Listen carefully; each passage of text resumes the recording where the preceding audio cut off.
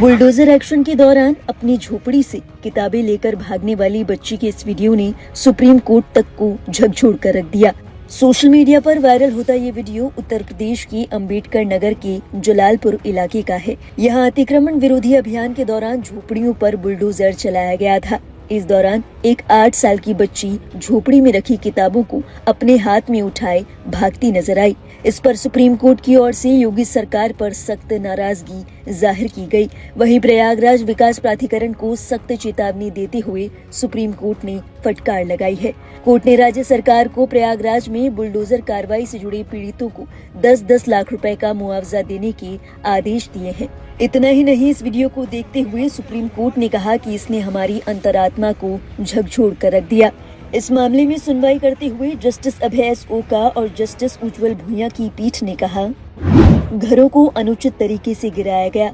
देश में कानून का राज है, लोगों के घरों को इस तरह नहीं गिराया जा सकता। इसने हमारी अंतरात्मा को झकझोरा है। कानून की उचित प्रक्रिया जैसी कोई चीज भी होती है। प्रयागराज विकास प्राधिकरण 6 सप्ताह के अंदर हर मकान मालिक को 10-10 लाख रुपए का मुआवजा दे। बता दें, इस वीडियो के सामने आने के बाद सियासत भी गर्माती नजर आ रही है। इस वीडियो पर अपनी प्रतिक्रिया देते हुए अखिलेश यादव ने अपने सोशल मीडिया हैंडल एक्स से लिखा, सुप्रीम कोर्ट का ये आदेश स्वागत योग्य है कि प्रयागराज में 2021 में हुए एक बुलडोजर एक्शन पर सभी 5 याचिकाकर्ताओं को प्रयागराज विकास प्राधिकरण द्वारा 6 सप्ताह में 10-10 लाख रुपए मुआवजा दिया जाए। इस मामले में कोर्ट ने नोटिस मिलने के 24 घंटे भीतर मकान गिरा देने की कार्रवाई को अवैध घोषित किया।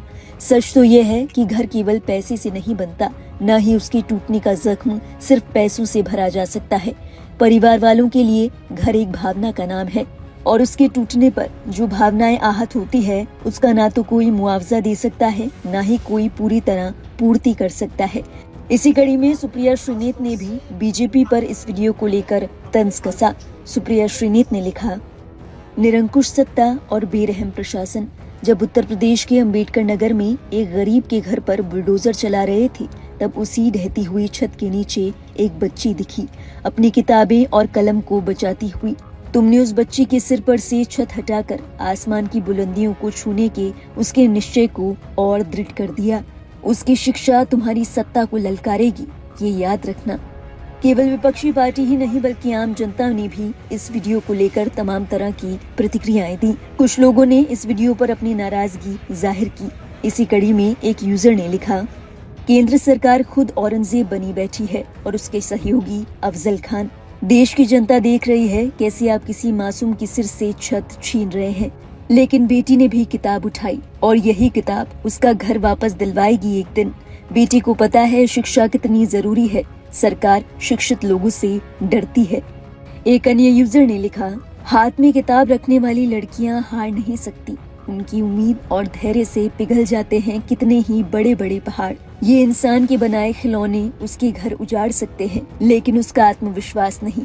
उसका मकान कच्चा था, इसीलिए ढह गया, लेकिन उसका इरादा सच्चा है। ऐसे खिलौने चकनाचूर कर देगा। बेटी, पढ़ती रहो। एक और यूजर ने लिखा, एक किताब की कीमत ये दरिंदे कैसे जानते होंगे। एक किताब एक जिंदगी बदल सकती है। एक किताब उन्हें वो हर चीज आसानी से दे सकती है जिसकी तलाश में वो किताब को अपने सिरहाने रखते हैं। जिंदगी की हर उलझन एक किताब ही सुलझा सकती है, लेकिन ये बात वो क्यों जानेंगे जिनको सत्ता चाहिए लेकिन जिम्मेदारी नहीं।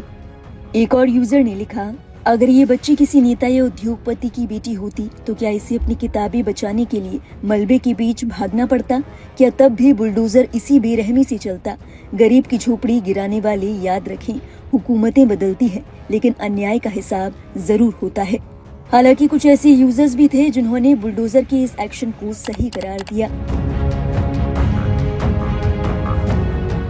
बता दें, इस मामले में मार्च के महीने में भी सुप्रीम कोर्ट ने सुनवाई के दौरान योगी सरकार पर नाराजगी जाहिर की थी। सुप्रीम कोर्ट ने कहा था कि प्रथम दृष्टया ये कार्रवाई चौंकाने वाली है और गलत संदेश देती है। इसे ठीक करने की जरूरत है। आप घरों को तोड़कर ऐसे एक्शन क्यों ले रहे हैं? हम जानते हैं कि इस तरह के तकनीकी तर्कों से कैसे निपटना है।